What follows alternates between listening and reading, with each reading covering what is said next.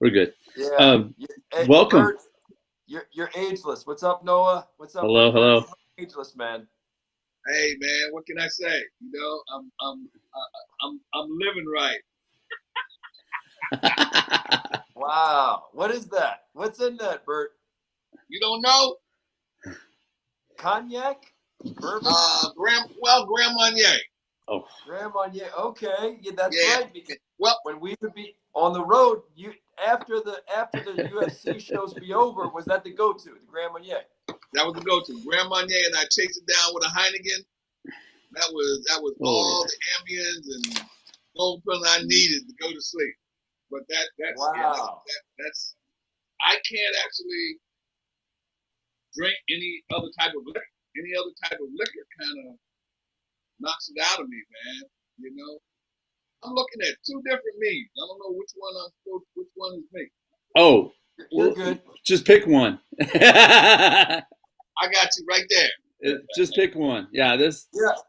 I want to first of all, if people can't feel the excitement, Burt Watson, you just change the energy in the room. When Burt Watson walks in the room, it's just a different room. It's a different event. It's an event when you walk in the room. So you can see we have an energy on the podcast today that we've never had because That's right. just that. You bring it. Well, you know what? I've always believed that when you enter the room and you left the room, you're supposed to leave you in that room. Okay. Yeah. And I've always believed that because anytime, as you know very well, anytime you go in the room backstage in the dressing room, you take care of something. When you leave, you want to leave you in that room to watch what you just did. Okay. Yeah. So no one else undoes it, if there is such a word. But I've always believed that when you leave a room, you leave your energy in that room, so that it stays there. And when you go back, you just walk right into it, baby.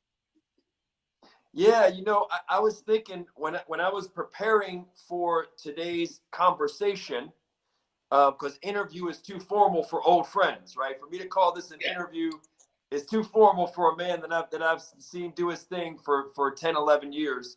And admired the way that you and your team, Terry Wade, Rhett Butler, and all the unsung heroes behind the scenes at the UFC. I just admired the way you guys made the trains run on time.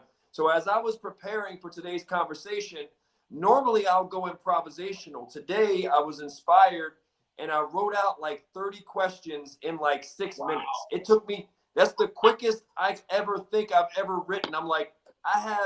I'm just like, what are my questions for Burt Watson? It was like, boom, boom, boom, boom. I looked up 6, 7 minutes later, I've got 30 questions. And one of the things I wrote was there's only a couple things guaranteed in life, right? They say death, taxes, and I was thinking high energy when Burt Watson comes in the room. That's the thing I was like, damn, that's a guarantee. That's a guarantee. I appreciate that, and that's always been my ultimate goal. As you know, and you got a bit of energy with you, and you also look a little ageless because I remember, but I see you very often on social media, and most of the time you're sweating. Okay, so that means you're doing something energetic, or you're conditioning. You're either running or you're working out. But the most time I see you, you're sweating. So obviously that's why you're so skinny. So Bert, for a lot of people, this is one thing I was wondering, my own curiosity. I'm being honest, I'm being selfish right now. I'm not even thinking about the viewer or the audience. I'm just thinking about piquing my own curiosity. And one thing I was wondering is, does Bert still have the voice? Does the voice still work? The voce? And I'm hearing you and I'm like, damn, this man's voice still works. And your voice, because for people who don't know, behind the scenes UFC while you were there, that voice was the battle cry. That was in all of the fight game, that was the ultimate battle cry. When you said, "Give us, can we get a little taste?" A lot of people might not know what I'm talking about. When the fighters make the walk, there is a particular battle cry.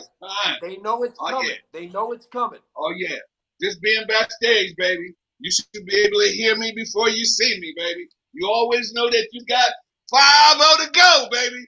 There's a dirty 30 before we roll to that hole. And oh, baby, when I'm walking up and down that hall, I'm walking up and down that hall, you know it's time to go to work. Time to go to work. And you know what that means when it's time to go to work. We rollin'! Yeah! All night long. Boom. And you do that 10, 11 times a night. That's not a one-off. It's the same intensity. Yes, sir. Yes, sir. And you can see I still got it. You can see I still got it. Now, Burt, this is one thing I was wondering, because you're a man of many talents. The thing I was wondering is, have you ever been approached, or have you been on anybody's albums? Were you even in your heyday? I'm talking 30, 40 years younger. You have. I've done a lot of singing. You have a very good voice. If I had heard your voice 40, 50 years ago, I would have been like, damn, I want that voice. I want to sing with that voice. I want that voice on my album. Have you been approached? Have you ever cut any records? Have you ever done any singing? I've been approached once to do the when we roll and really hit a sweet spot, you know, and everybody got to recognize it. There was a group and the record 595 that put out some kind of a rap clip of me, and it was my voice. We rolled, and that was the first time and only time. There was a couple of times that I've done it for some walkouts with the background, and they would put "We Rollin'" and then their walkout song under it. But other than that, no. But I've always been amazed, selfishly inside, that, you know, a lot of times I would always say, man, one day I'm gonna go to an event and that voice is not gonna be there. Okay, one day I'm gonna go down there to get it and it's not gonna come out of there, you know. But I just kind of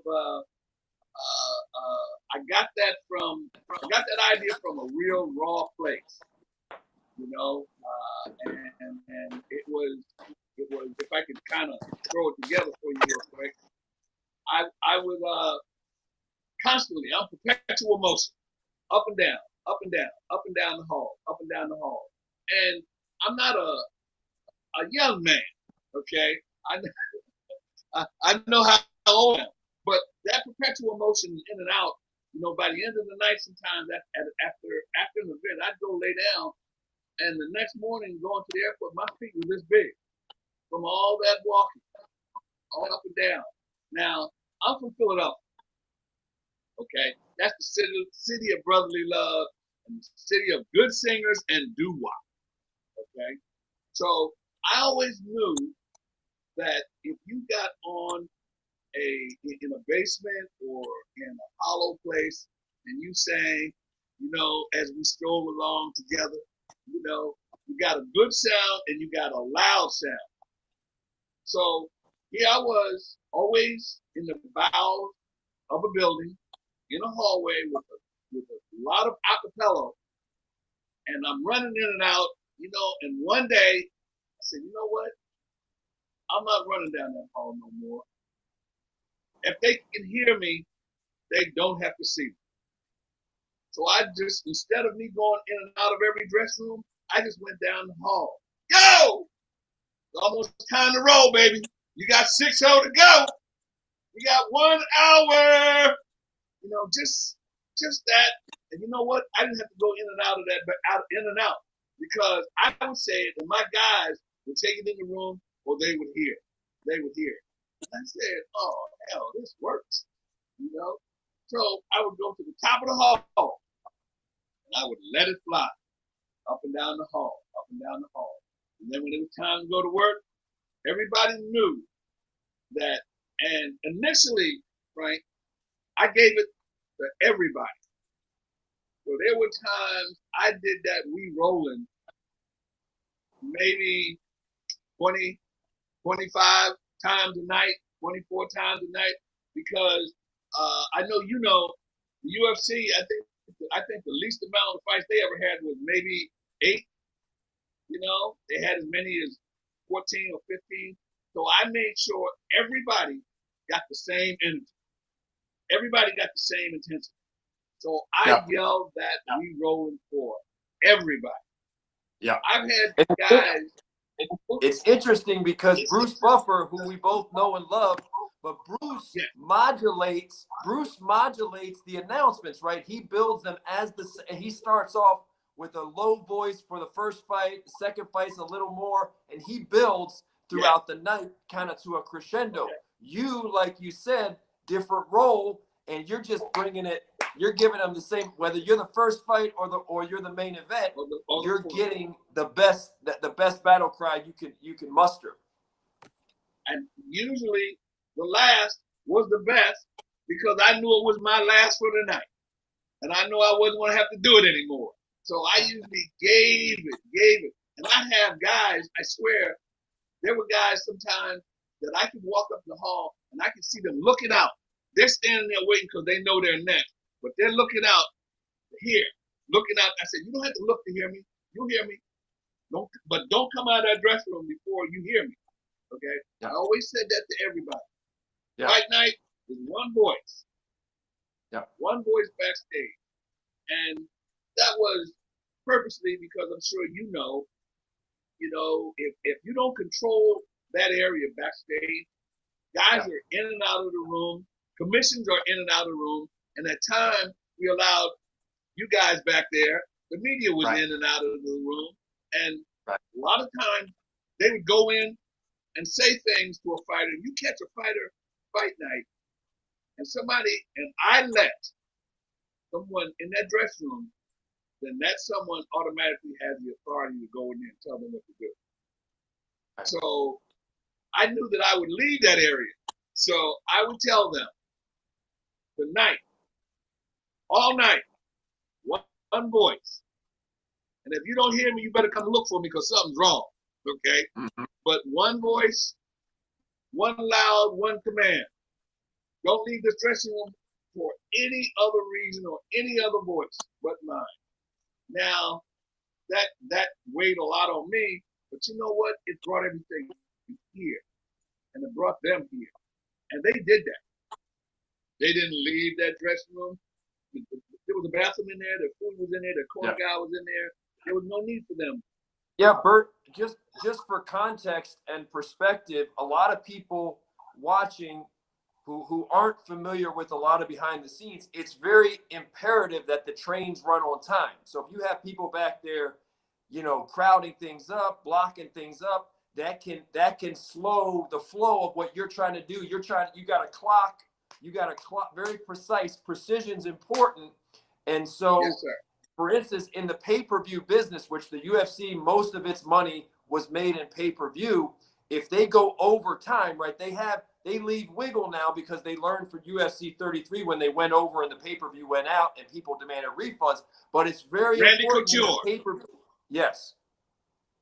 It's very important in the pay-per-view business that the trains run on time. You've only paid for a certain amount of time for that to be on pay-per-view. And when things go wrong, it messes with that clock.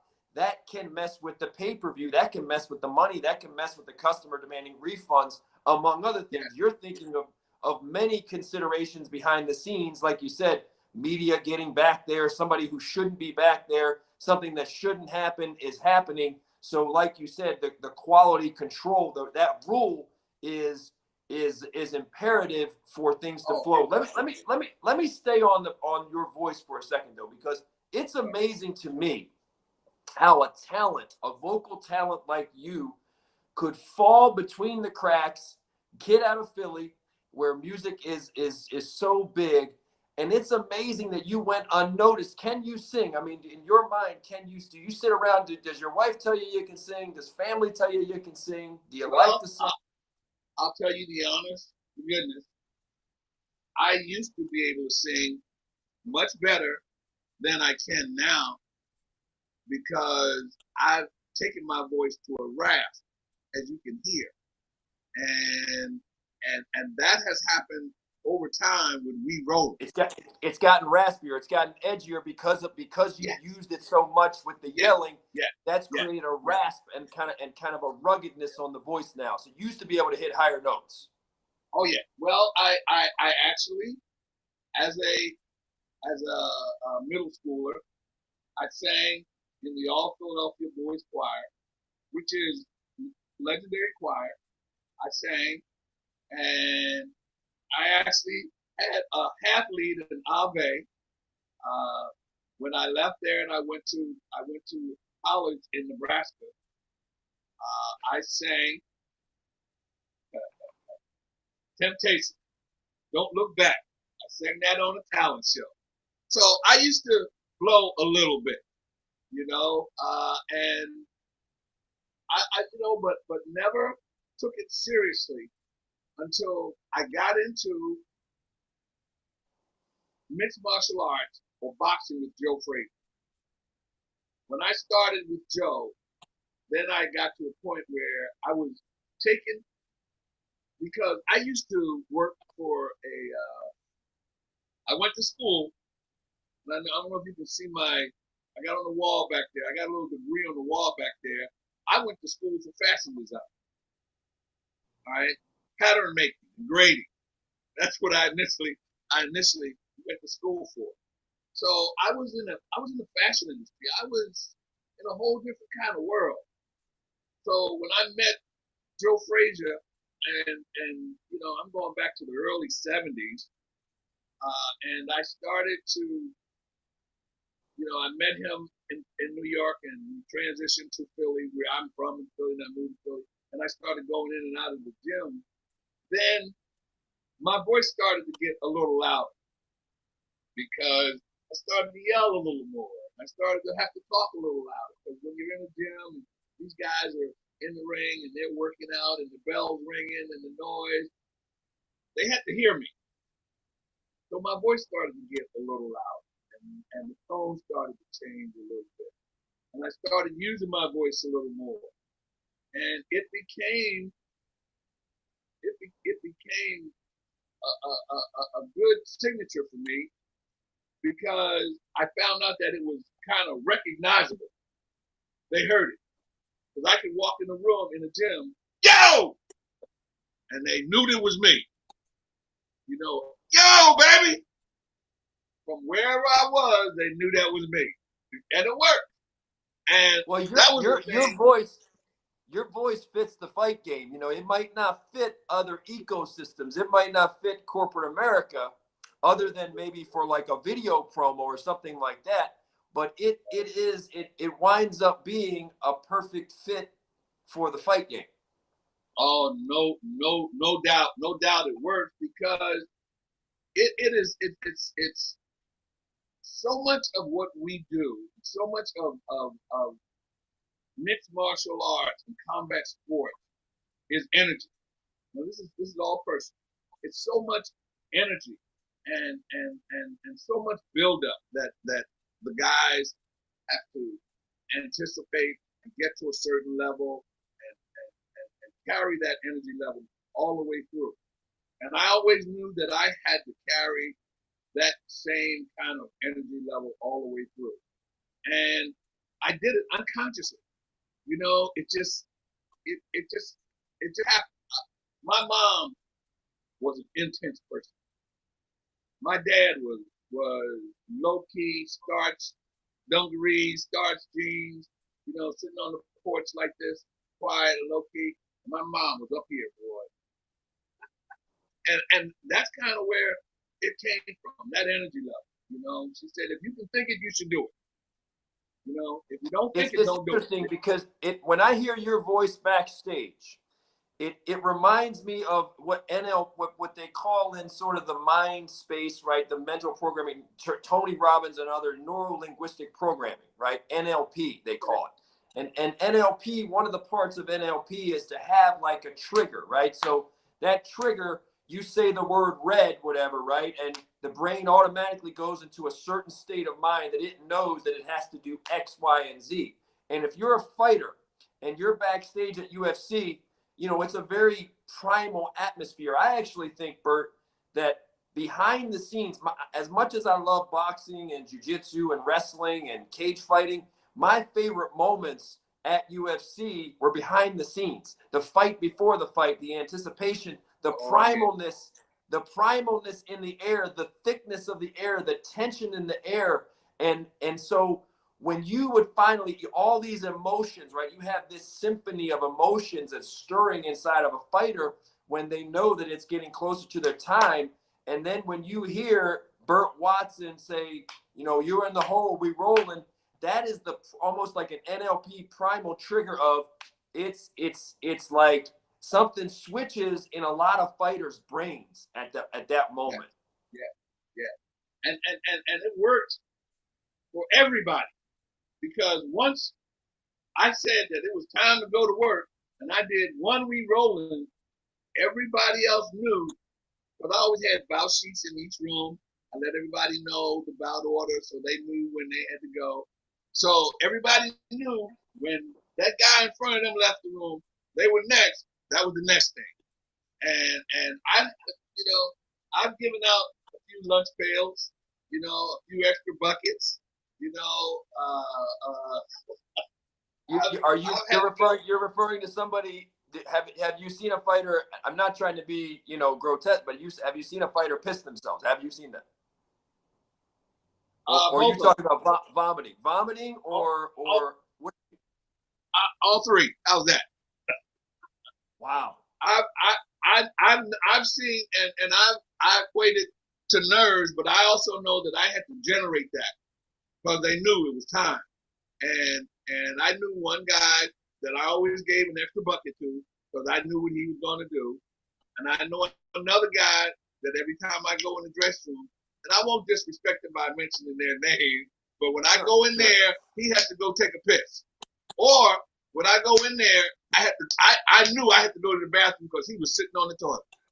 All right, and I knew that, and I knew that when his guy went out, he had to go to the bathroom, and all three of them are big names. Okay. Yeah. But you know, it's interesting because it's interesting, Burt, because you know, also. Go ahead. Go ahead. You go ahead. You go ahead, Burt. I've seen that also in the holding area. I've seen guys. I've had guys kind of, you know, get rid of lunch in the holding area, you know, and I can usually tell when they want to do that because they start walking and they start looking and they start walking, they start looking, and I try to stop them. And sometimes I can see a guy looking for a place to put that, okay, and there's a certain walk when he's looking for a place to go do that. And I've seen it, and I've stood there, and I've held the side of the curtain over, and I'll say right there, so I'll know where to come back and get it. And you know what? Without saying anything, the guy goes over there, he does what he has to do, and, you know, then he goes. It's interesting because for people that aren't familiar with this ecosystem, with the fighter ecosystem, a very primal environment. I know that before my jiu-jitsu and wrestling tournaments, I always had to pee a lot. So like my sense of I have to piss because what happens as you get closer to a competition or a fight, you're much more in tuned of all of your senses. Every sense is heightened. That's part of the beauty of it. When we talk about the aliveness of the atmosphere, your sense, you have this exponential sense of everything, right?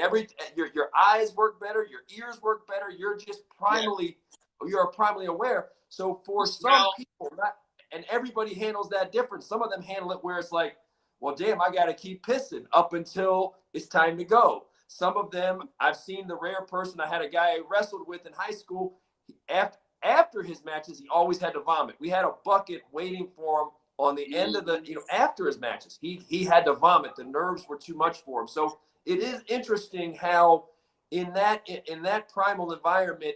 And then Burt, I've seen him I've seen guys back there, and you can speak to this.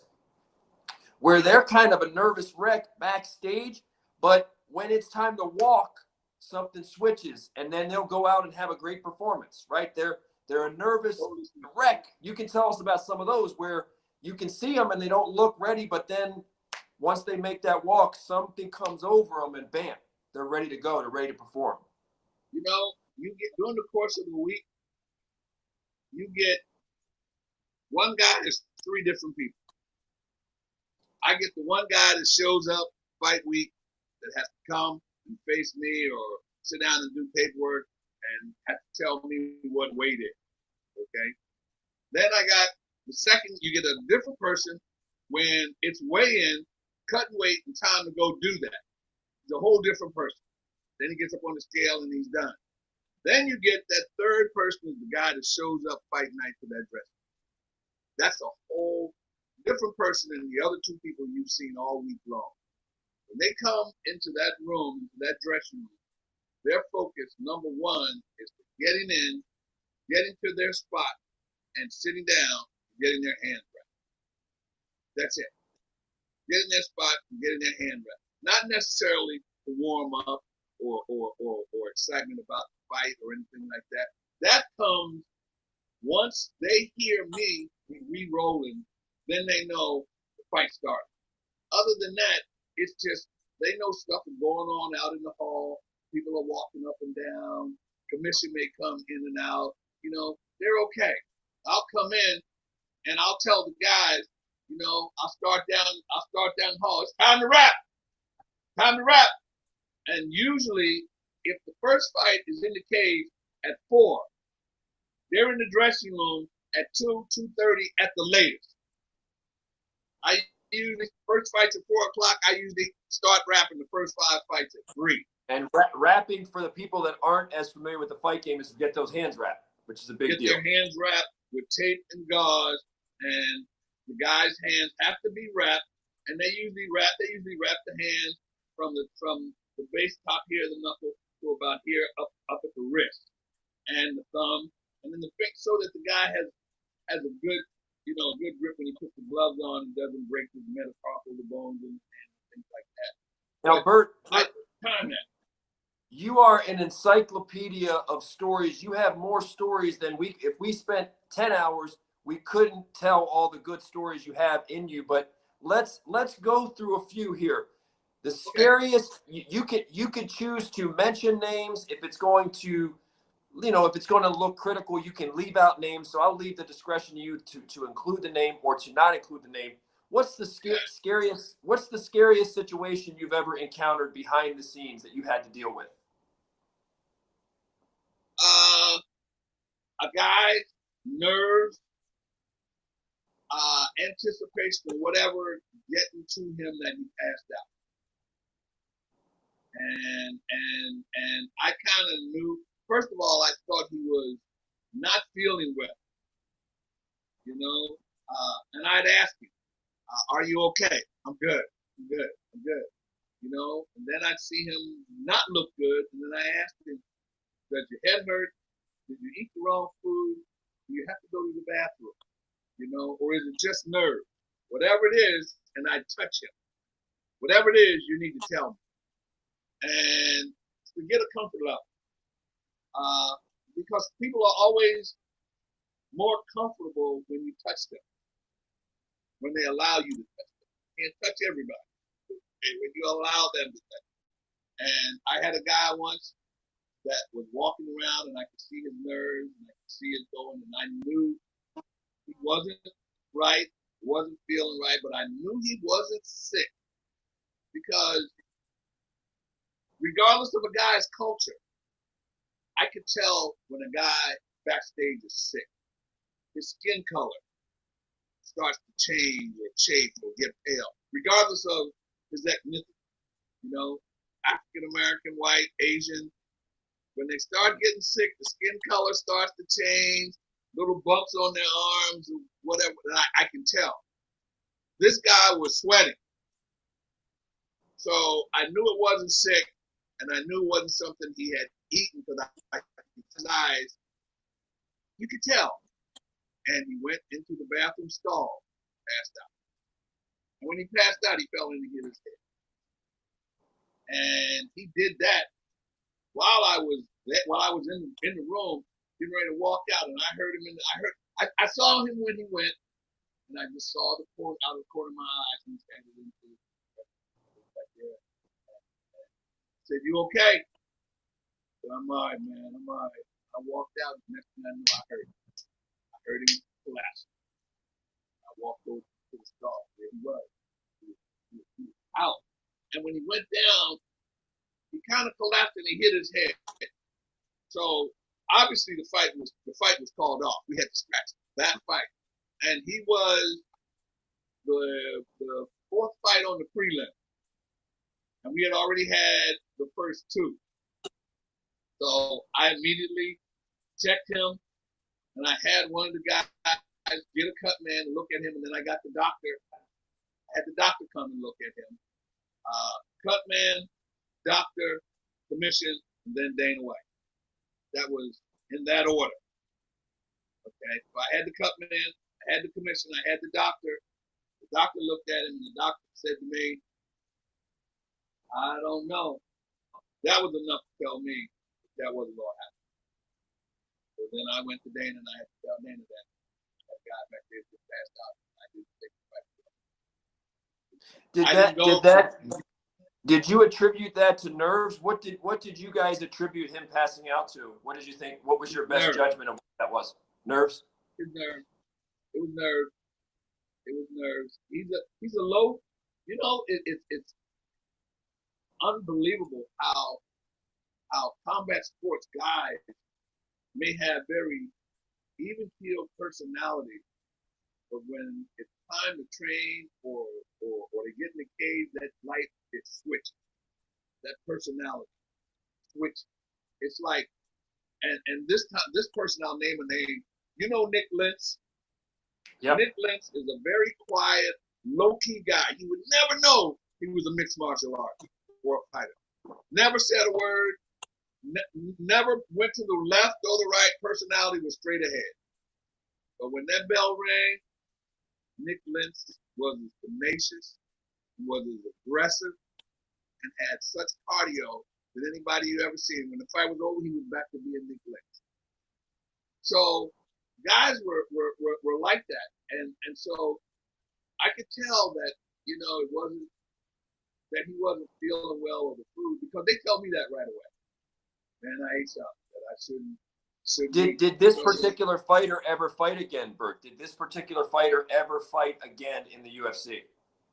Yes, because here's the deal. When they get like that, sometimes getting to the UFC at that high level usually takes over in the fighter's mental, psychological, his whole being.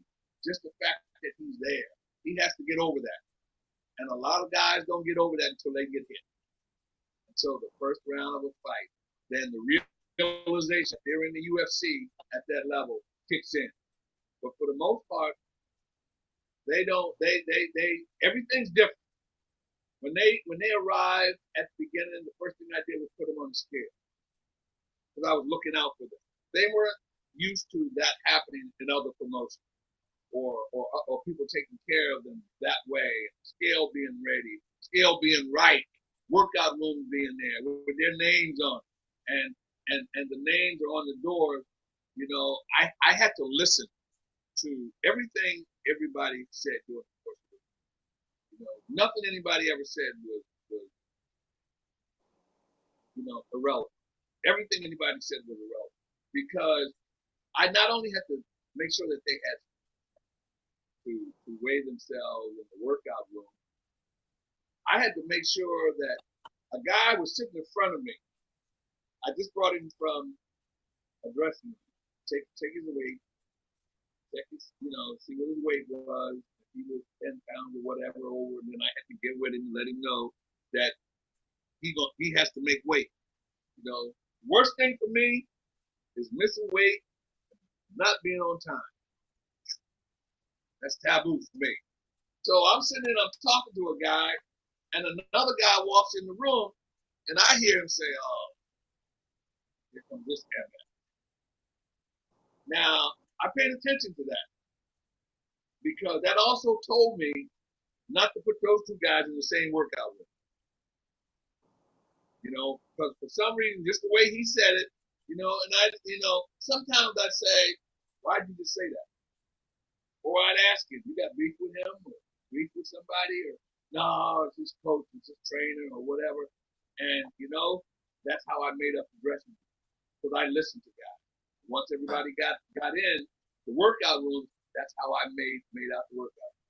But you follow your instincts. Over time, you develop the instincts, and you heard that fighter say that, and your instincts kicked in. You're like, whoa, we got to separate these guys. These guys got to be in different training rooms. 100%.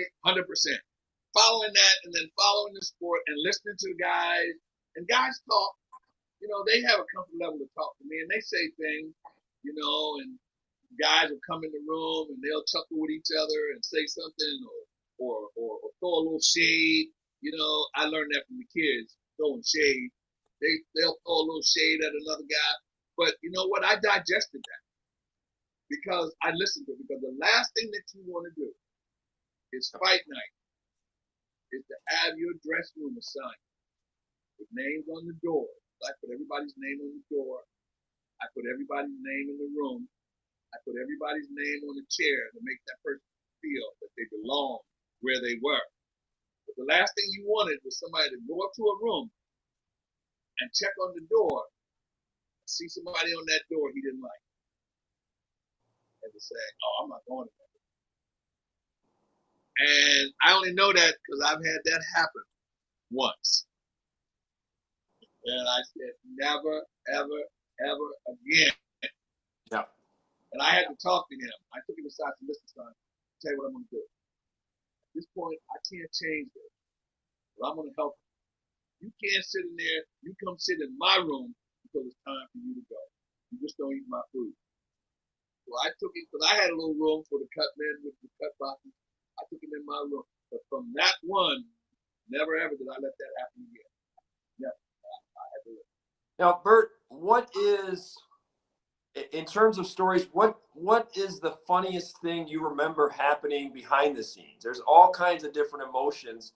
What's something that, because you're a pretty serious guy behind the scenes, you got an intensity but a playfulness. What's the funniest thing you've seen in your role when you were running the UFC behind the scenes?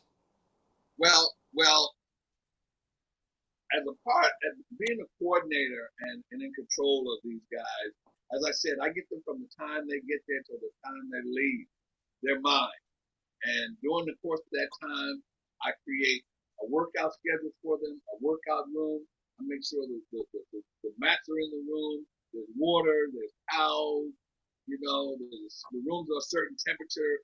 I laid that groundwork so that anything I said to them was the gospel. If I said to them, you stand there for 10 minutes because I need 8 minutes to look at you, they do that. But they have to feel that was. So, and that was the kind of relationship I had with all the fighters. But I respected them first of all, so that I was able to get that kind of word out. So we're at a fight, and we're standing there, and I have, if like I said, if the fight's at 4 o'clock, I have everybody in the dressing room at 2. We leave the venue at 1:30 to get there at 2.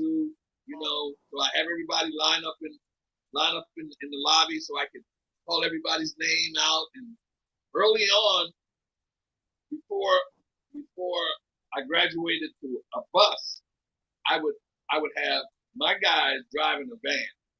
So I had 15-passenger van. At the time, they had passenger van. So I had all my vans parked out in front of the hotel, had everybody meet me in the lobby. I checked off everybody's name, one at a time. Checked off the fighter, and I counted his corner people to know that I had everybody. I take him outside, and I say, you go sit in that van until we come. I did that. So I had the red corner and the blue corner. I had everything situated so nobody got mixed up. But you separate. I had everybody. Yes, sir. Yes, sir. So I had everybody, and I said, go out, sit in that van till I come back with everybody. So I came out, and I did an eye count, and I had my guys do an eye count. We took off and went on to the venue. We got to the venue, and I'm counting everybody as they go in. And I'm going to say his name. So I'm looking, and I didn't see Damian Meyer. So I said to my guys, anybody see Damian? And one of the guys said to me, I think he went in. I said, wait a minute, you're telling me you think? So that means you don't know whether you saw him go in there or not. And I know I sent him out to get into the band. So we went into the rooms. I went to the locker room. I went in and out of every room. No Damian Meyer. Then I started to sweat a little bit. So I called everybody. I said, okay, you guys, 5 minutes. I want everybody to scatter, go in every room, every bathroom, upstairs, every toilet, every locker room, and let's find Damian Meyer. 5 minutes, everybody went, came back, nobody found Damian Meyer. I said, okay, we got to back up. So I took one guy. I left him in charge. Terry Wade and the other guy, I left him in charge. I had one guy. I said, you know what? We're going back to the hotel to see if I can find Damian Meyer. Because sometimes, shit happens. Well, that instinct was right. We went back to the hotel. When we got back to the hotel van was sitting in the parking lot. And the door was open. So I pulled up. I said, pull up to that van over there. He pulled up to the van. There was Damian Meyer sitting in the van. And his corner people. And I said, what are you doing? Sitting in this van. He said, you told us to go sit in that van. We came out, we sat in the van like you said. Okay? He walked past our van and went to the hotel van and sat in it. And saw us loading people up and just sat there. And didn't move. And we went all the way to the venue, got out of the venue. No Damian Meyer. Went back to the hotel. Damian Meyer and his four corner people. And he was the co-main event. Was sitting in the van. Just like did he win the fight? Said, Did he win the fight? I think he did win that fight. I think he did. You got to go back and look at him as the co-main event. But he said to me, you told us not to move, and we didn't move. He's sitting in the van. I saw the little head in the van. I said, nope. But my instinct was, you know what, he's not here. Let's go back to the hotel. We just pulled up to the hotel, and I saw the van. But all my vans were lined up in front of the hotel.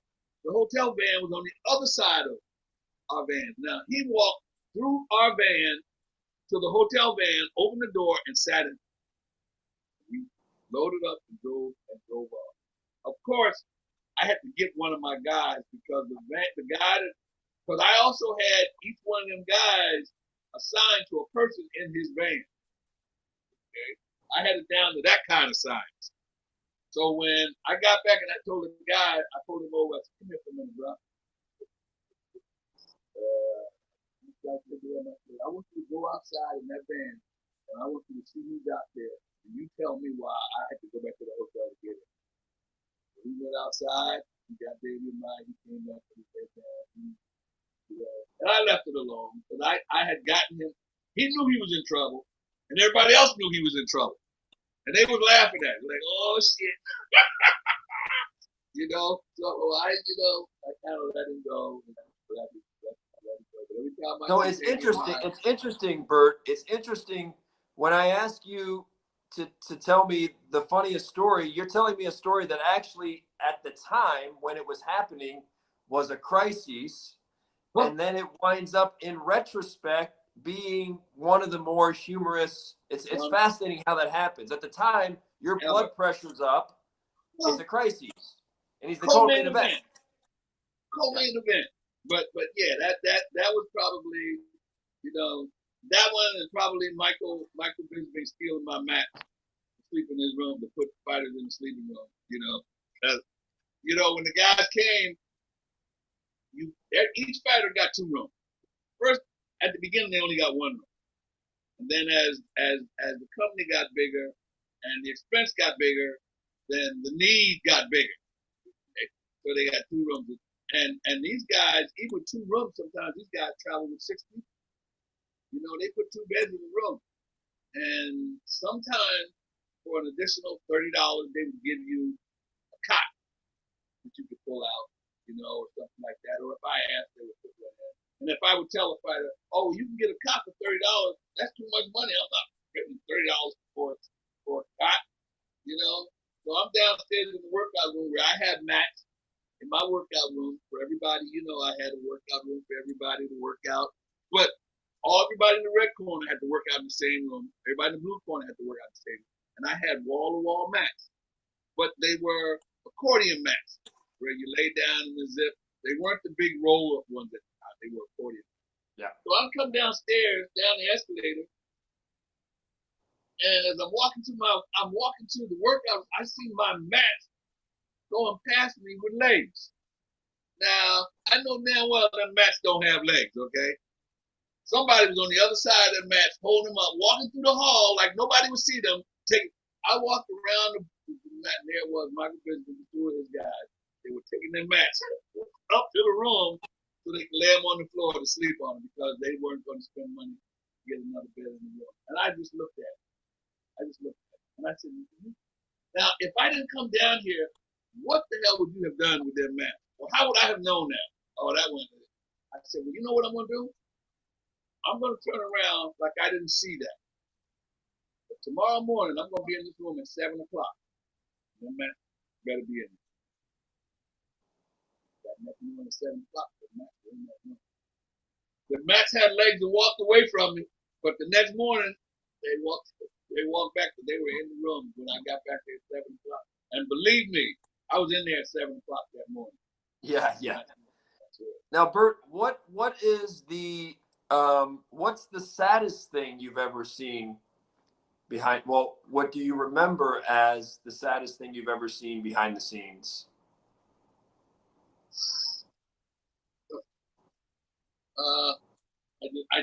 I got a chill thinking about it. Yeah. And I just drew a blank on the guy's name. A guy broke his leg once in the cage. And I'm brain farting because I don't remember his name. But he broke it. They didn't know it was broken. And they brought him back into the locker room. And when they brought him back, you know, somehow his mom, you know, got wind of it. And she was trying to get back into the back. And they wouldn't let her back there because she wasn't allowed back there. And he got up, walked to her, fell down, and broke his leg. Worse than it was initially. You know, that was pretty sad for me. His mom, she just lost it. What's interesting is your role is so fascinating because you're dealing, for the most part, with alpha personalities. You're dealing with the alpha of alphas. And so it was interesting to see, you know, you are, like you said, it's very important when you're first meeting fighters and their coaches, you're dealing with alphas. They're very strong-willed, determined personalities. And it's very important for you when you first meet them to make an impression, which is they have to really respect you and know that, hey, there's precision. This is how it's done. I know you guys have your thing, but in order for me to do my job, in order for this production to go off the way it's supposed to, and the weigh-ins and fight night, etc., and you back and forth from your hotel, these are the rules. And what's interesting is you are probably one of the most respected figures there. It's interesting to see because you are a guy, especially a lot of fighters, if you raise your voice to most fighters instinctively, they're the kind of people that don't like anybody to raise their voice or talk at them or tell them what to do.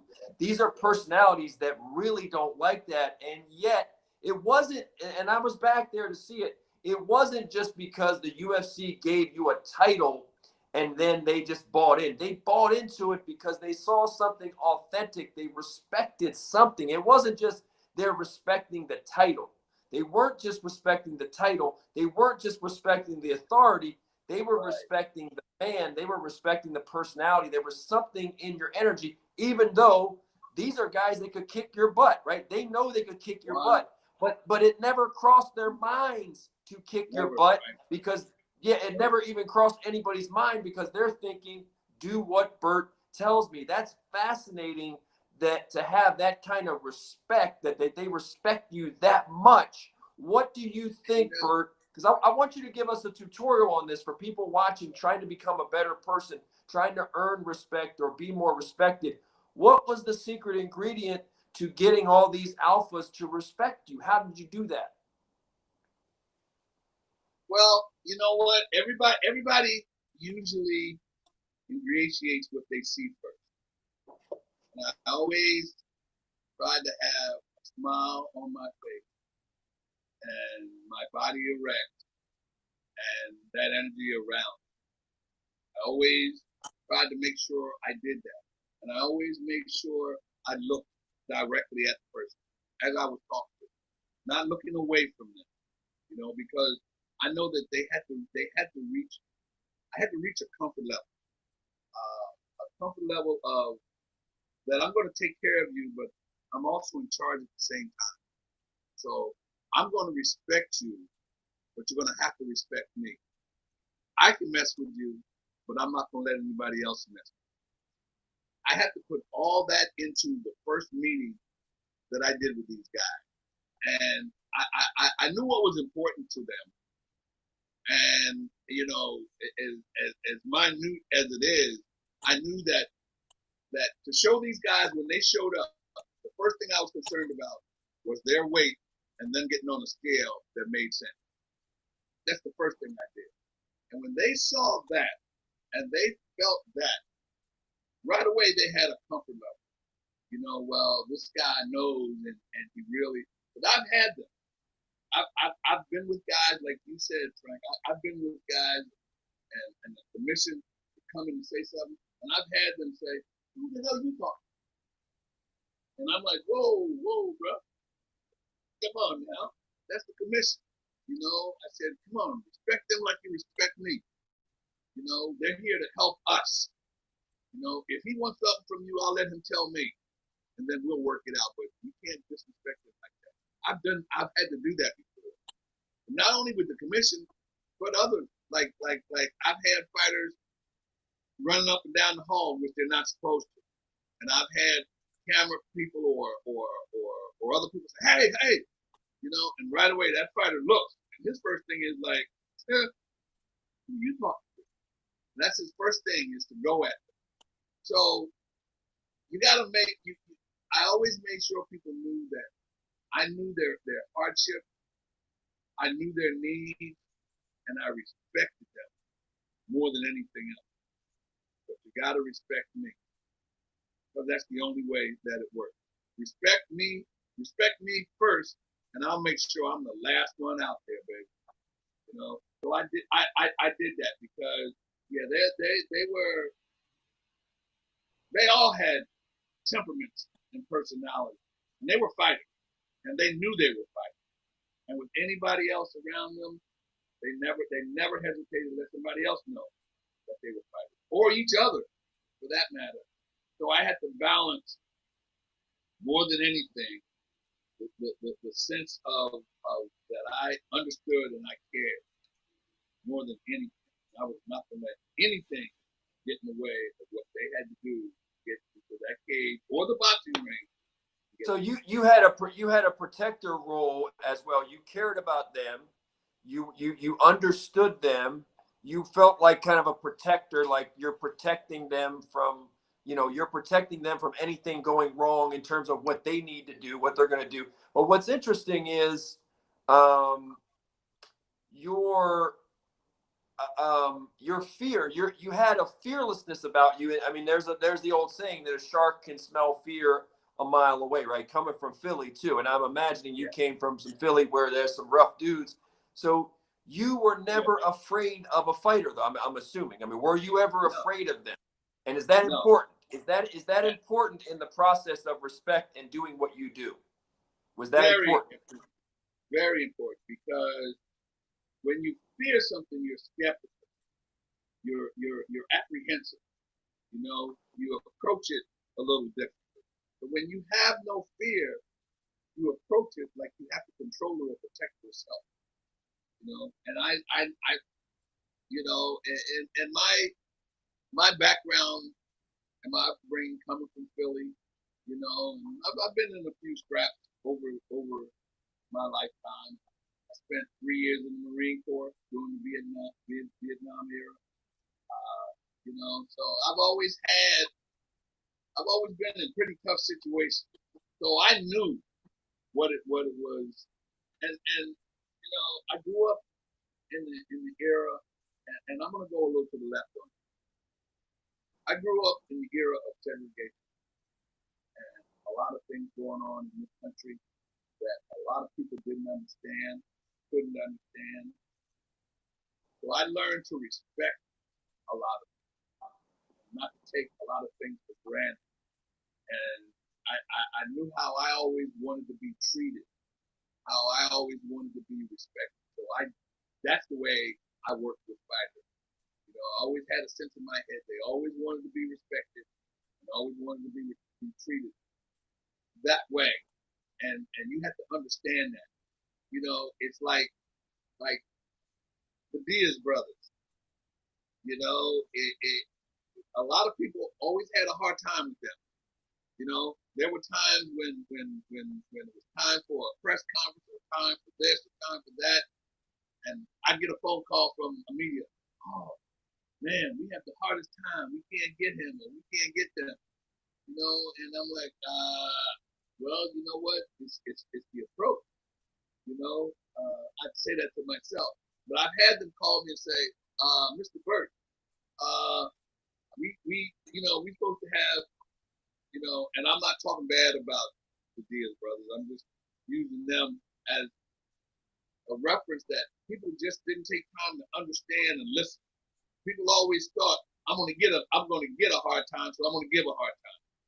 I'm gonna go at these guys like I know that I'm gonna get trouble for them. And that was totally the wrong approach. Just respect them, respect what you know they needed, and you gave it to them. So I'd have the media call me, oh man, such and such is supposed to be here at 3:30. It's now 3:45, and they ain't here yet. And could you help us, or could you? Well, I'd say to them, you know what? That's not a marker I want to call in. Can't help you with that. And this was the media or somebody. So I tell them that's not a marker I want to call in. So I'd hang up. They didn't question me. I'd hang up. I'd pick that phone back up and I'd call that person. And I'd say, yo, Frank, they're calling me, man, because they're looking for you. I don't want them to call me again, okay? So that person said, okay, Mr. Burt. Click. He went on to his interview, But I wasn't calling that marker in. I wasn't going to do that. But I called him and I said to him, look, man, they just called me. They're looking for you. And they're going to call me again. I don't need them to call me no more. So he would go on, But it's just, you got to know that. You got to understand that. You got to respect that. Not think that just because they're there, you're in charge. They got to listen to it. That doesn't work. What's interesting, because you had a fascinating role and a great run with the UFC, and the fearlessness or the bravery, it seems like that is a key component of being respected. Let's rewind that a little bit. Were you just always that way coming out of Philly and then being in the Marine Corps, or were there life events that made you confront fear and then decide, hey, I'm going to be brave. I'm not going to limp among lions. I'm not showing that fear. Was that just, you were kind of always built that way, or were there events that where maybe you were insecure, but then you worked through it? Can you take me through that, Burt? Where does that come from? What is that rooted in? Because that's key. That's been key to your success. You just hit on it, and I'll tell you, 100% came from my mother. My mother was a person who believed that fear was like a sleeping dog. She said, never, ever, ever go to sleep, but then you can't watch the house.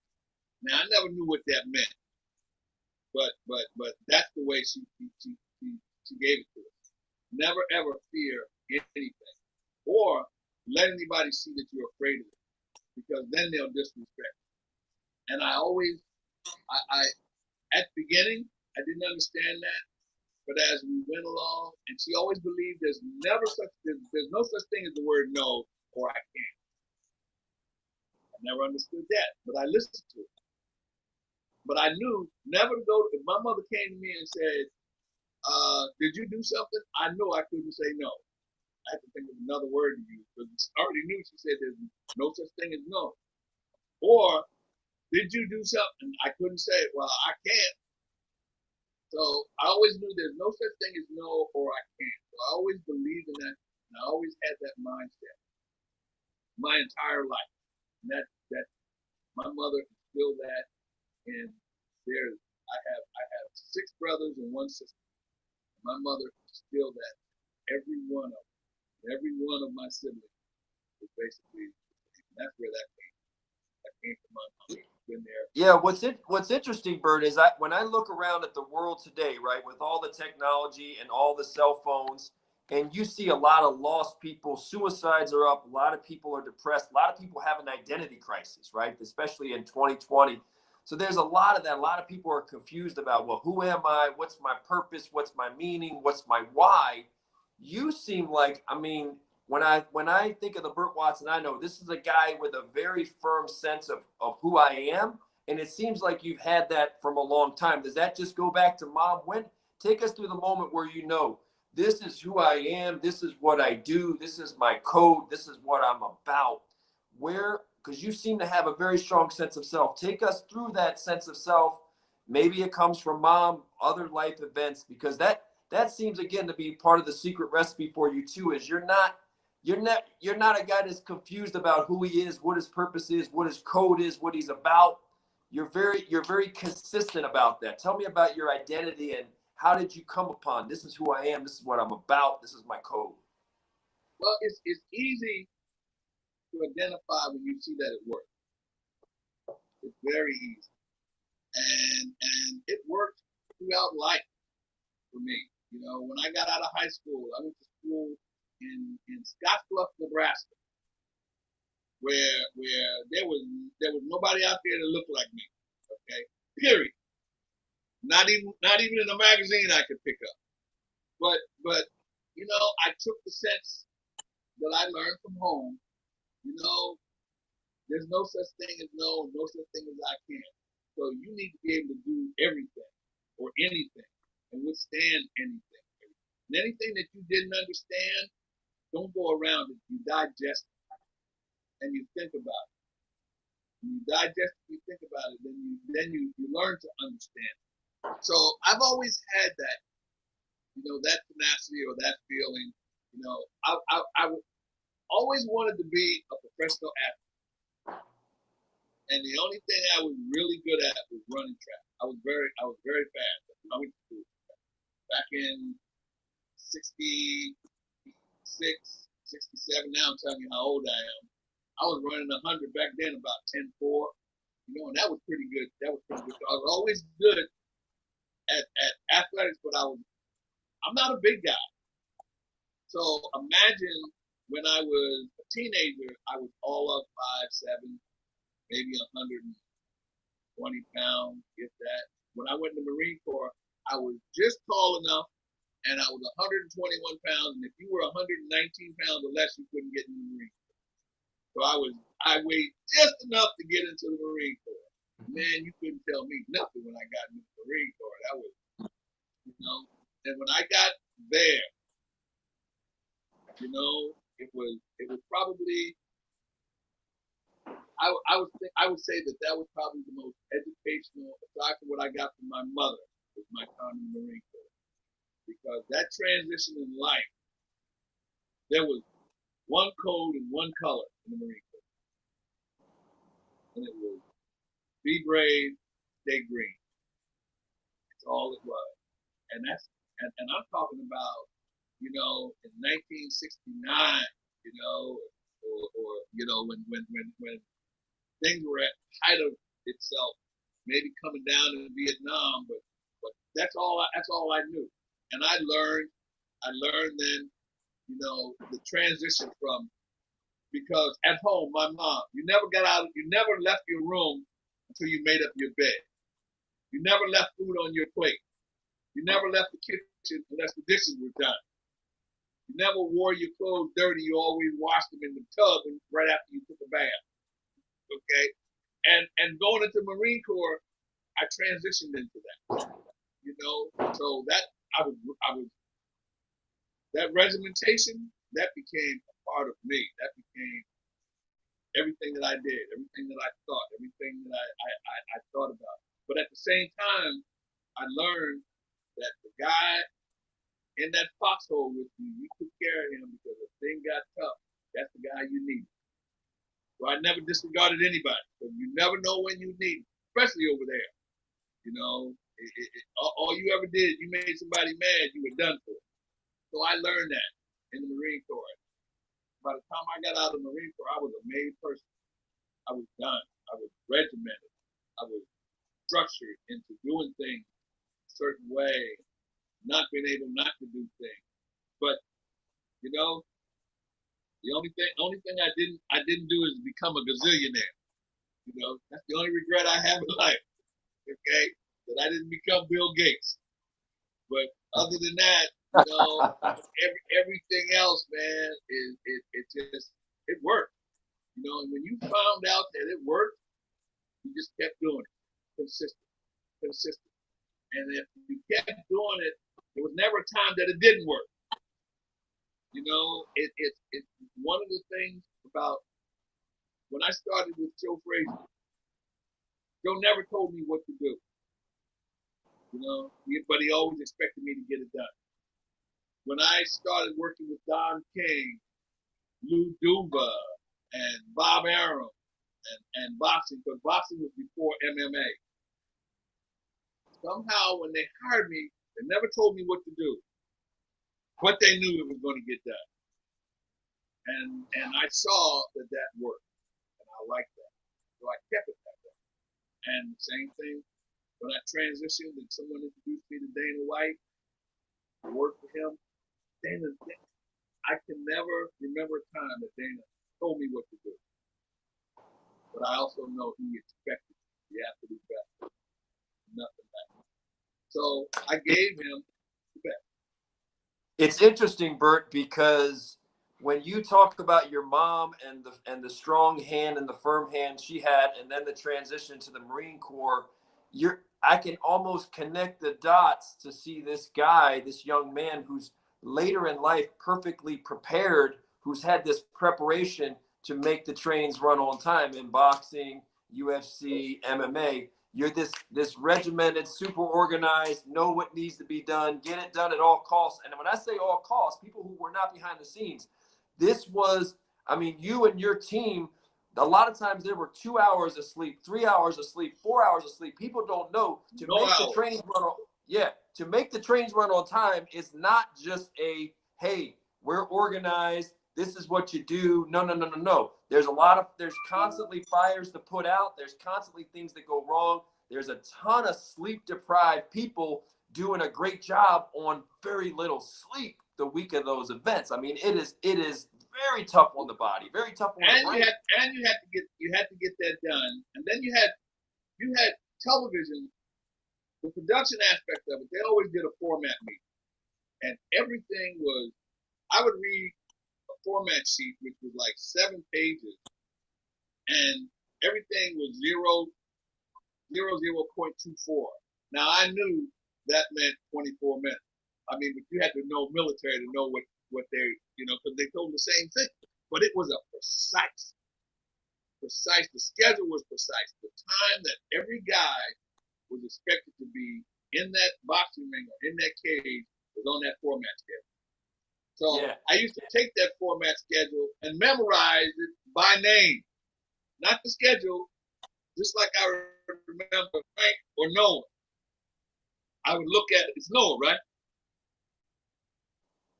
Hey, I don't forget stuff like that.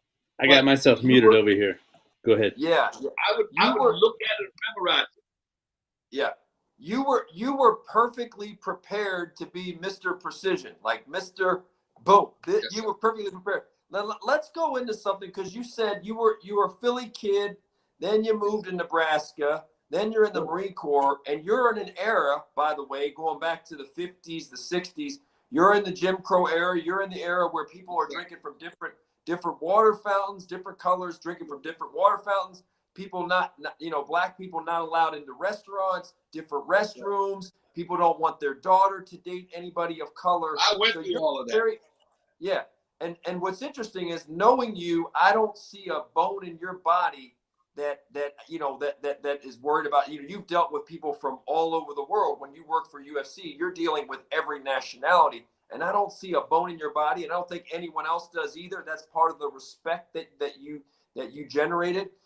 But take me through that, because a lot of people, especially now, I mean, there's a lot going on with racial consciousness, and we're at an interesting time right now, Burt, with that, where we've got under the microscope, black people being killed by law enforcement. There's uproar. There's social injustice is in everyone's consciousness. Tell me, just you, without being political, tell me, what was your remedy for that? How did you make peace with that? How did you learn to love all people and accept all people? How did you rise above that? Because you were at a time where it was probably a lot worse than even it is now. I mean, you were at a time where it was, I can't even imagine it. How did you make peace with that and rise above that? Well, first of all, you have to know that you need to, and learn to understand. You have to understand and know that there's a need to understand it, because if you don't understand it, you can't solve it, or you can't dissect it, or you can't make it happen.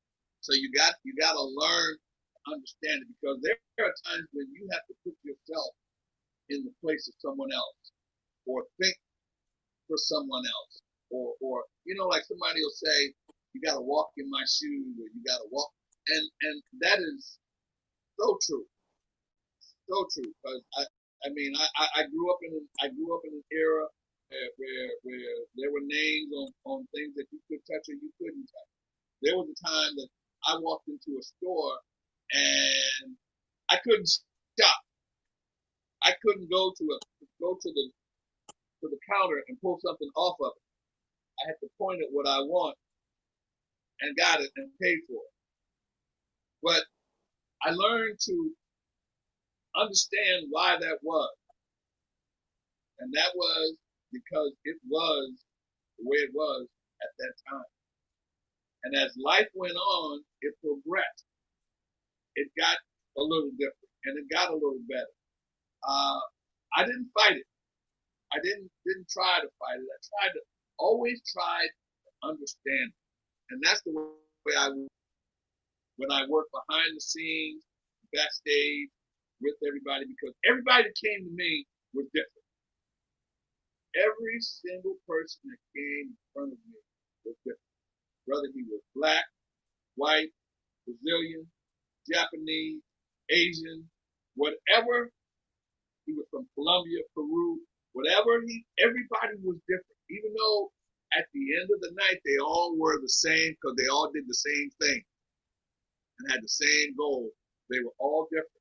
But I had to learn how to understand that. And I had to stop and listen to it first. So I learned to listen real early in life. I learned to listen real well. And not just, there's a difference between hearing something and listening to it. When you hear it, you just hear it. You listen to it, you understand. You got to learn to understand it. And I understood the fighter. I understood the hardship. I went to the gym. I visited gyms, and I saw how guys worked out, the regiment that they went through, and how tough it was, and how nasty gyms were, and how bad they smelled. The hardships of it. But I learned to understand that, because when they came to me, I understood where they had been. I understood what they had done to get there. And I also was at a point where I wasn't always with the UFC. I wasn't always working with Don King. I'll tell you a little story. I had a guy, a fighter. I worked with a fighter what got me into being a coordinator and working so closely with the guys, center, as I do now. I did a fight for Don King, I'll say that, back in the day, and that was a big promotion. And there was a guy on there that fought a 4-round fight. Now, at the time, you got between $50 to $100 a round, if you got that. So if you fought a 4-round fight, you might have gotten $400, or you might have gotten $300. It depends. And I'm talking about sometimes that 4-round fight, you fight 4 rounds. That was an ass kick. And this guy, he came in from someplace in California. I forgot where he came, but it took him hell because as a fighter, he probably took a bus from where he lived to the hotel, and it probably took him a day and a half back in the day. You know, and I'm talking about in the 80s or so. So this guy fought a fight, 4 rounds. He got $400. He had to go get medical before he came. You got to get medical. You got to get your eye test. You had to get blood work, and you had to get an EKG and an EEG. Those were the 4 things that you had to get before you fought. He got his medical. His medical was $280. The kid made $400, and they took $280 out of that $400 and made him pay for his own medical. The guy came to me with $120 and couldn't get home. I was stunned, but I knew that that's how they did that. But it didn't click in my head that they did the same thing for a 4-round fighter that was only getting $400. So I went in my pocket. I had $120 in my pocket, which was probably my last 120, and I gave him 100. But I said to myself then, Frank, I said, I will never, ever let anybody mistreat another fighter. It was from that point that I became a coordinator, and I started working and listening and becoming involved with these guys. But that kid fought 4 rounds and got his ass whooped. And he went to get his paycheck, and it was $120. Then, not only was his paycheck was $120, it was a check, okay, that the hotel wasn't cashing. So it was like, where the hell was he going to cash? He couldn't get home. And I said, whoa. But you know what? The promoter was right and within his right. But he was wrong because it didn't make sense. But it didn't have to make sense for him. All he had to do was get that guy to fight. So I said, that's it. I will never let this happen to another fighter. From that point on, it was all about the fighters. All about the fighters. Because I knew how the promoters worked. I knew how they made their money. It was all about fighters. Yeah, a lot, Burt, has been said about the UFC and Zuffa and Dana White, and people have said this and that, but I always said one of the sayings was, but with Zuffa, the check always clears. Like, you can say what you want, but the check always clears. In the fight game, the check don't always clear. You may sign for X amount of money. That don't mean, until you actually get that money, that don't mean you're actually getting that money. That's welcome to the fight game, right? Mm-hmm. I always said to somebody, if you didn't see somebody sign that check might not clear. I always said that to the fighters. I said, where'd you get that check? Oh, somebody gave it to me in an envelope. Don't bring it to me. Okay? Because no, it didn't always clear. And one thing about Zuffa, the check always cleared, you know. But you know what? Nobody's ever going to make enough money. I've had fighters. My first fight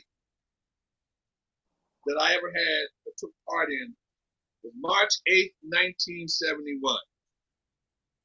That tells you how old I am, bro.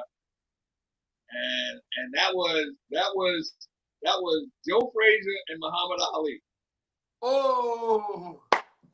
Okay, March 8th, 1971, Madison Square Garden. That's Oh, the first fight I actually. you jumped out the gate. You jumped out with the gate with the Super Bowl. You just started with the Super but Bowl. I'm saying that's the first fight I ever went to.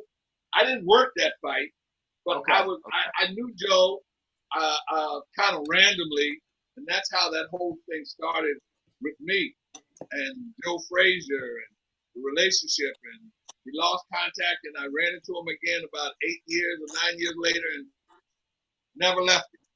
But back then, go ahead. You know, no, Burt, I wanted to stay on the race thing for 1 second. Going back to that, because I wanted to see what would your advice be. We have, we're in an interesting time where, there is a lot of division in the country right now. Tensions are high. What would you prescribe if you were one of the leading voices? You have an excellent perspective. What would you prescribe for there to be a unity, an understanding of people, so that we could come together as Americans? What do you think? What's the perspective, or what's the prescription, just from your vantage point, that you think this is what the country needs right now to unify and come together? What does it need? And you said it. First of all, you got to listen, not just hear, because when you hear, it just goes out. When you listen, you digest it. Then you try to understand it. You got to listen, and then you got to digest it. Then it allows you to try to understand it. And I see a lot of understanding going on because everybody's having the same discussion. Everybody knows that there's a lot of social injustice, social unrest going on in our country now. But before, nobody really knew that. Nobody understood it. Everybody always thought that it was either this person or that person just complaining about something happening to them, or something happening to them because they are of a certain ethnicity, or something happened to them because they live in the hood, or something happened to them because they're Asian, and all of that's happening now. But people are listening more, and the more you listen and you digest it and you try to understand it, and you become a little more sensitive to it. It's I see it happening now, and I can go back to, like I said, a time when I walked into a store and was not allowed to touch the shelf or touch the merchandise. See what I'm doing now? That's what I had to do. I couldn't just walk over. Right now, we take it for granted walking into a 7-Eleven and picking up a bag of potato chips and going to the counter and paying for it. When I first did that, how shocked I was that I could go pick something up and pay for it. But you got to listen and you got to understand. You listen in this order. You listen, you digest it, and then you understand. And that is happening in our culture. And it's happening with younger people like you guys, because when I see the social unrest and I see the people protesting, I don't see any of them look like me in terms of age. Some of them, the majority of them look like you guys, they're young guys, and they're guys between 18 and maybe 40 years old. That shows that the younger generation is listening and digesting and trying to understand. I think everybody today is doing a better job of trying to understand it because we hear it. Are we ever going to solve it? I am 71 years old, bruh, and it's still unsolved. And I think it'll go on to a point. But have things changed? Hell yeah, they have. With generations come change. With generations come expectations. And with generations come qualifications. So as things go along in the generations, there's more expectations, there's more qualification, and the understanding is a little bit. I've seen it change a lot and get a lot better, but at the same time, I've seen it become stagnant and look like it reversed itself to a point where people don't understand. But that's because, with the invention of what we're doing now, sitting here and we're talking, we got 3 people on the screen, we're doing on the computer and stuff like that. That none of that stuff was there to make everything visual and expose everything to everybody, so everybody could listen, digest it, and then try to. Hey Frank, I need Yeah. to get in. I need to get in here because we're inside 10 minutes. Hold on 1 second. right. I want to. So Burt, when I hear you, what's interesting is some of the things that you think are the funniest. That some of the things that you laugh about are the things that were the hardest, like the Damian Maya thing, and even talking about the you couldn't touch anything in the store. It's interesting to see your sense of humor, like making light of things that at the time were very trying. I want to, since we're crunched for time, and I want Noah to get a question or two in. The one thing I want to ask you before I turn it over to Noah for a question or two is maybe 2 things, and then we'll turn it over to Noah. Number 1, let's do a little word association. Let's keep the answers a little bit short, but we're going to do word association. We're going to mention some fighter names, and you're going to give me a sentence or 2 or 3 that stands out about these fighters, okay, or these figures, okay? So we're just doing a little word association with a name. I'll make it you quick. give me 1, 2, or 3 sentences that first thing come to mind. Okay, here we go. We're getting ready to go. Muhammad Ali. He was the greatest. Joe Frazier. Joe was the best person I've ever met in my life. He was a real person. He was real. He gave me a chance. He gave me a shot when nobody in the world would think of putting me in as their manager, or just befriending me, turning things over. Dana White. Dana White is innovative. I don't know how patient he is, but with success and the type of success he's had, and with the speed he's had to adjust his personality to coincide with the amount of success that he had and the way it came. Because it came to him very quickly and very harsh. And when success comes to you like that, it makes you a very harsh person. Jim Brown. Man, the educator. He's the OG of chatter. Don King. Ruthless. Sugar Ray Leonard. Sugar Ray Leonard was very, and still is. He's compassionate, and he understands, and probably a better talent than we gave him credit for. We gave him credit for him being a media person, what they put out in the media, but in terms of his boxing skills, him and Roberto Duran were 2 that were totally underrated in terms of their skill level. And I know him. Mike Tyson.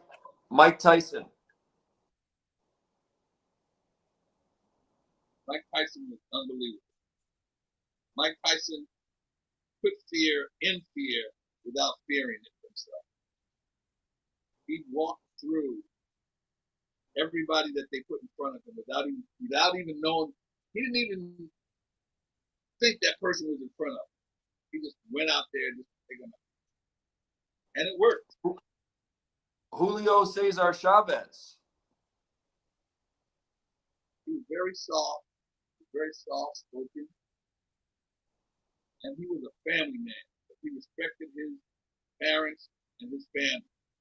And I think I see that now, he's got a son or two fighting. So I can see he's still the same person that I knew then. In Monterrey, Mexico, I met his family. He was very much family. I mean, his mom, dad, that kind of. Who's the greatest UFC fighter, the greatest MMA fighter, in your opinion? If you get your vote, who's the best and why? George St. Pierre, because number one, there was consistency there with the skill level. He was also a good person outside of the octagon in the cage. And I'm also talking about someone that's finished, because I totally respect the skill level of John Jones. I mean, I think John Jones was unbelievable, still is unbelievable. But, you know, I'd have to put George St. Pierre right now. G-O-A-T. Now I have to turn it over to Noah, my esteemed colleague and my good friend. But we got to make sure this, Noah, we are not letting Burt go until I get a couple of Yeaahhh Babies out of him on some stuff. So we can do that at the end, but I just want to make it known. Okay. We're not wasting. We got the great Burt Watson here, one of a kind voice. We are not forgetting that we're going to have a little battle cry from him. But Noah, you've been waiting patiently. I'm so sorry to not turn the stage over to you a little bit. You got a couple questions. I'm enjoying this, baby. Trust me. I'm enjoying you guys, man. You know, I'm enjoying I haven't seen you in a while. I enjoy you. Noah got to me, and you know what? I sent him a text, and he got back to me. That's good enough for me, baby. Well, thank you, Burt, for coming on to the podcast today. From one Marine to another, we're all green. Semper Fi, baby. That's right. And I said that, didn't I? Yeah. That's right. Camp June, Paris Island. Yeah, baby. Hollywood. I'm a Hollywood Marine, so Hollywood. Okay. Yeah. You're still green to me, baby. That's right. You are too. George Santayana is a philosopher.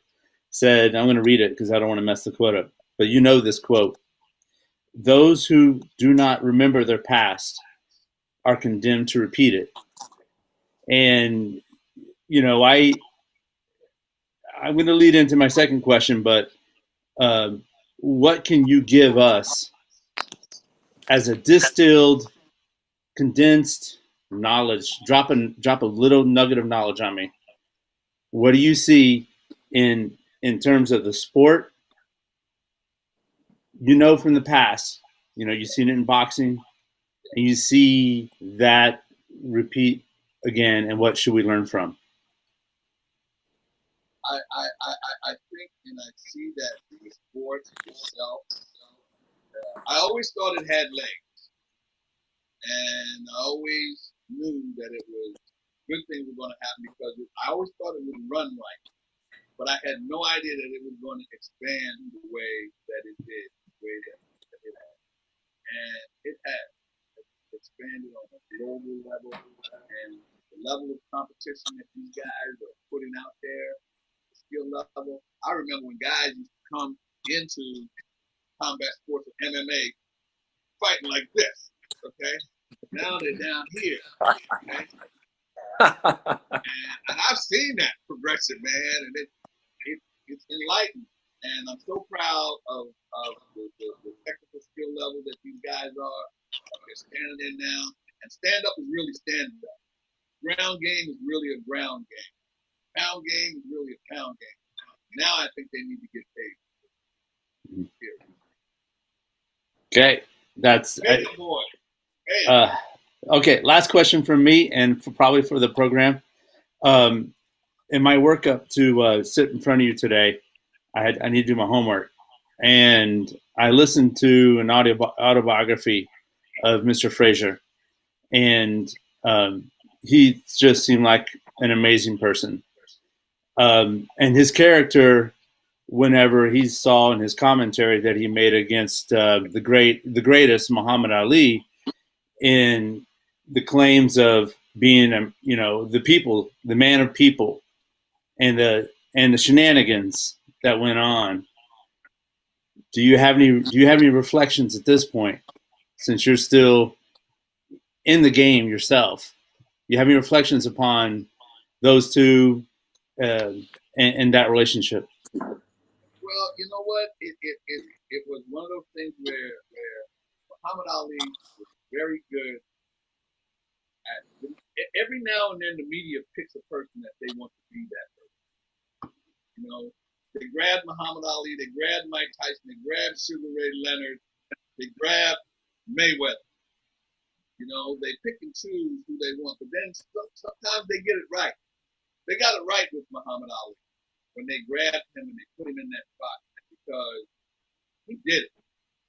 He verbalized everything that they thought they would get. But then at the same time, you had Joe Frazier over here, who was just as talented, worked just as hard, and even maybe a little more so, you know, because he didn't have that look that Muhammad had, and it didn't make sense to them. But Joe understood it only the way he knew how, and everybody took offense to that. But Joe was being offensive, but he wasn't being offensive. He was explaining it the way he understood it, and he was expressing it the way he wanted to, because Muhammad Ali expressed it the way he wanted to, and nobody said anything. So I always had to understand that, and you know, it was a little difficult at the time when I had to deal with both of them at the same time.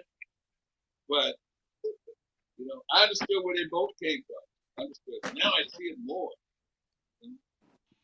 Everybody's trying to chatter their way through sport, and, you know, and be a Muhammad Ali or Sugar Ray, or you know, you got Conor McGregor now that you know, he's a media person.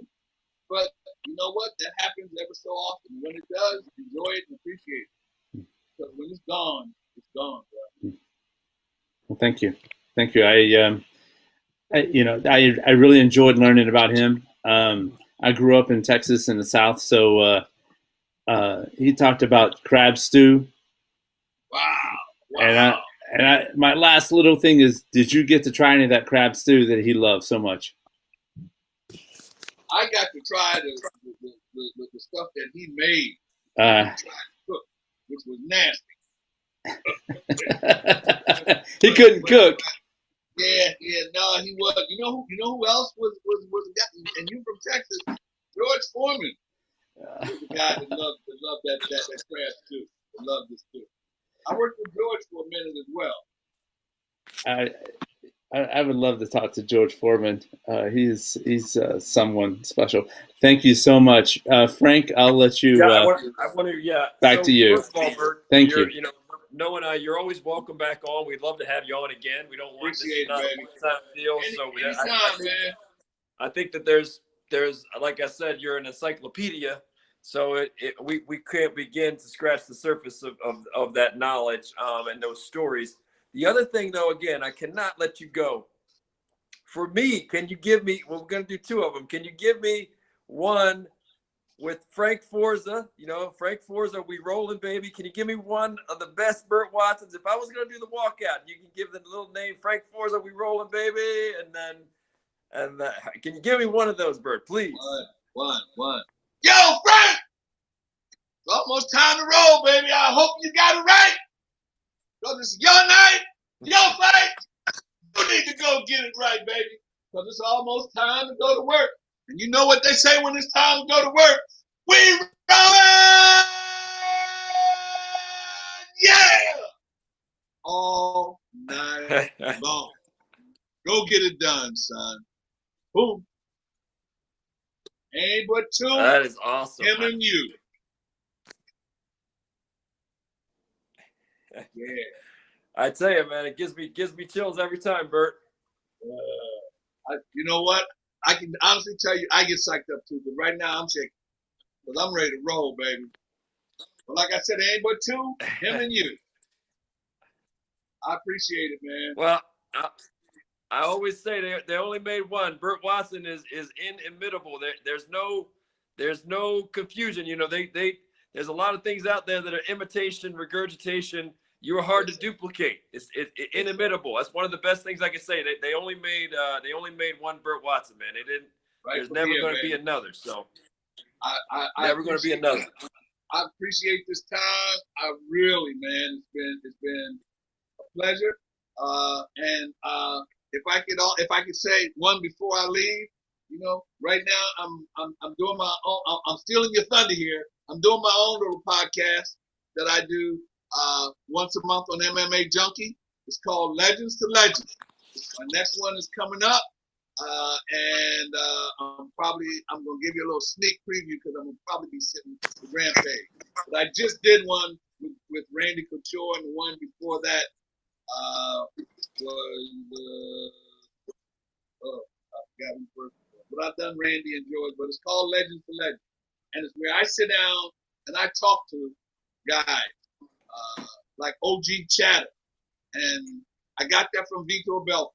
He was the one that said to me, I called him one day, I said, listen, man, I'm going on Instagram Live. Would you talk to me? He said, man, I'd be glad to talk to you. It'll be one legend to another. Legend to legend. And that little bell went off. So now you can check me out on MMA Junkie. Legend to legend with Burt Watson, baby. Oh, all right. Yeah, you are. You know, I don't really use that word OG a lot, but that is definitely you're definitely the personification of OG. So there's no doubt about that. Certified, as my brother always says, certified. Burt Watson, BW, certified, 100%. Real. And anytime you guys just holler at me, baby. We'll have to get you on again soon, Burt. I appreciate it. And you know what's beautiful? Because every once in a while, probably my fault, we run a couple minutes behind. But when Burt Watson's the guest, it's a reminder the trains today had to run on time. We were on time. You know what? I swear to you, just when I was getting ready to call Noah, I wasn't going to text him. I was going to call him. Nice. He sent that link through. I said, there's my man on time. You know what? That says a lot about a person. That tells you can give him another job. Appreciate you, baby. Hey, you take care. God bless you, Burt Watson. Okay. We'll be in touch. Anytime. So have me back. Gracing us. Absolutely. Peace. Legends to legends. MMA Junkie. Awesome. See you, bud.